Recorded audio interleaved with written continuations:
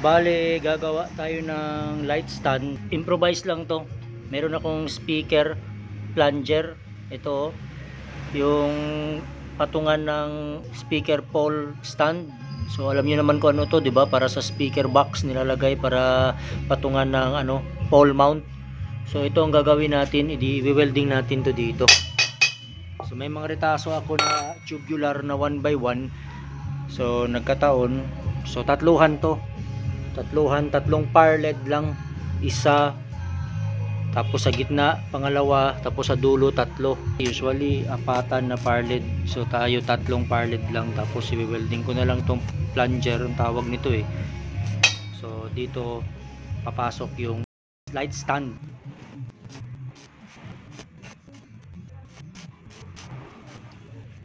So yan, na welding na natin, no. Yan. So bale ito, gugupitin ko na lang to, itong bilog to. Kasi hindi naman natin kailangan to eh. Tapos ito mismong material na ito, i-brace ko dito sa gilid pag ganyan para mas durable. Yan, pipinturahan, tapos dito bubutasan. Yan, butas isa kasi tatluhan to eh. Tapos butas sa gitna, tapos weldingan ng nut, tapos dito rin sa kabila, sa tatluhan. So bali ganyan yung kinalabasan niya. So yan yung ating dati ng tripod. Sa speaker stand yan, hindi yan sa light stand. So ginawa nating light stand para makatipid. May extra kasi tayo eh. Sayang naman kaysa bibili pa ng light stand, 2,000 mahigit yun. So nag DIY na lang tayo. Ayan na yung dalawa, no. Okay, perfect na perfect ah. Continue na lang tayo sa ibang araw. Good day mga ka-sounds. Good morning sa inyong lahat. Bali today mag-unbox tayo ng package, no, online shopping from Shopee. Isa itong DMX 512. Actually meron na akong ganito, yung luma ko dati, kaya lang nasira na siya mga ka-sounds.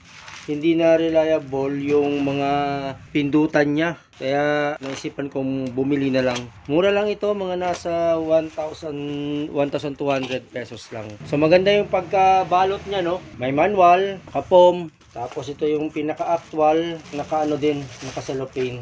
Tapos ito yung power adapter, DMX 512, DMX 192.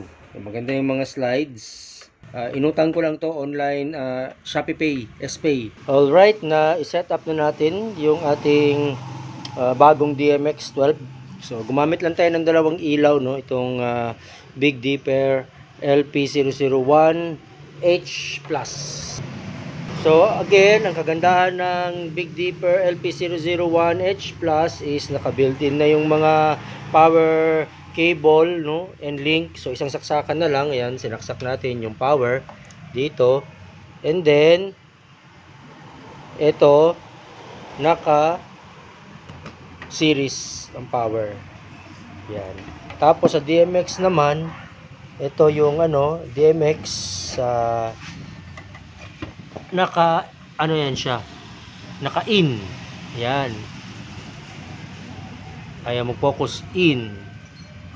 So out, in, tapos out again. So naka-link siya, naka in and out. Yan. So kahit ilang ganyan, kahit marami, so sa isang saksakan lang. So power natin yung ating DMX controller. So yan, nag-power siya. And then power din natin yung ating ilaw. So check natin, naka-setting siya sa D001. Itong isa sa D001 din. Isang scanner lang ang gagamitin natin kasi sa D001 naman sila lahat, no. So i-set natin siya sa scanner 1 kasi same naman sila, D001 lang ang nilagay ko. So ayan, naka-scanner 1 na, activated. So ito, kapag iangat natin to number 1, magkukulay na yung dalawa. Sabay. Yan, sabay sila. Yun. So dito naman, yan. So functional yung ating bagong DMX control. And pasensya na kayo sa boses ko mga ka-sounds kasi parang sinisipon ako eh. So ngayon, pwede din naman natin tong iset sa mag-add 16 lang tayo. Pwede din natin tong iset sa D0017. So dahil 1 plus 16 equals 17, no? Yan yung instruction niya eh. Kapag gagamit na tayo ng maraming scanner, 17, D001, 17. Kailangan kapag naka D017 yon, ito D01, D017, i-activate nyo na itong number 2. Yan, kasi kung hindi nyo yan i-activate, halimbawa, ito lang i-activate nyo, hindi iilaw yung D017. Tinan nyo, hindi yan siya iilaw. Hindi naka-activate number 2 scanner, so hindi din iilaw yung D017. Yan ha. O, yan. O, hindi siya umilaw, di ba? Yung D001 lang umilaw. Kasi, siya lang naka-activate. Ngayon, kung pipindutin natin to, scanner 2, so, yan. So, bali, 1 and 2 na. So, iilaw na yung D017. Ayan. O, ayan. Umilaw na. So, ang pinapakita ko lang dito na is functional yung ating nabiling DMX, no? So, okay. Goods itong product na ito. Functional yung ating DMX na nabili. So, testing natin yung blackout. Yan, blackout. Yan. Bawasan ko lang ng konti, 3.5 inches ito. 3.5 inches, ganun din dito sa kabila, 3.5 inches kasi medyo nahabaan pa ako ng konti. Gusto ko talaga maging compact pa siya, kaya bawasan pa natin.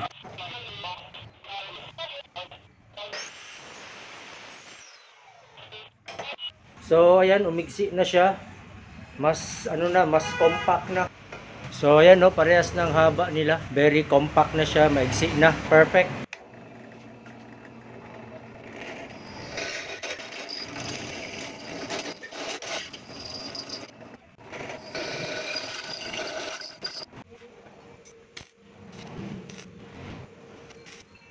So, ayan na, all is good. Na butasan na natin yung ating DIY na T-bar. So, ayan. Dito rin sa kabilang dulo. Ayan. Tatluhan lang ito mga ka-sounds. Tapos yung gitna, nilagyan ko na lang ng dito, nut welding. Welding ko naka-fix. Tapos, ayan. Ito yung kalalabasan niya. So, tatluhan yan, no? Dalawa, isa, dalawa, tatlo sa gitna. So, pwedeng dalawahan din, dito lang, tsaka dito, kung ayaw mong merong sa gitna. Ayan. So, all goods na siya, testing natin. So, bali yan yung gagamitin kong tripod para sa ating DIY na T-bar, no? T-bar light. Actually, yan, speaker tripod. Pero napaka ganda, napaka spread yung tri-legs niya. Ang brand niyan is RMB. Kaya yan ang gagamitin ko. Very stable yan, mabigat, no? So pwedeng talaga siya for light stand. Kaya gumawa na lang ako ng T-bar DIY. So yan ang gagamitin natin. So ganyan ang magiging itsura niya kapag dalawahan na setup lang. Very compact, no? And maigsi lang. Ngayon, kung gusto mong maging tatluhan yan, pwede. Dahil nga nag-fix tayo sa gitna ng nut welding natin. So, lalagyan natin para makita ninyo ang itsura kapag tatluhan. So, yan yung magiging itsura niya. Yan yung final outcome ng ating DIY na T-bar para sa ating light stand.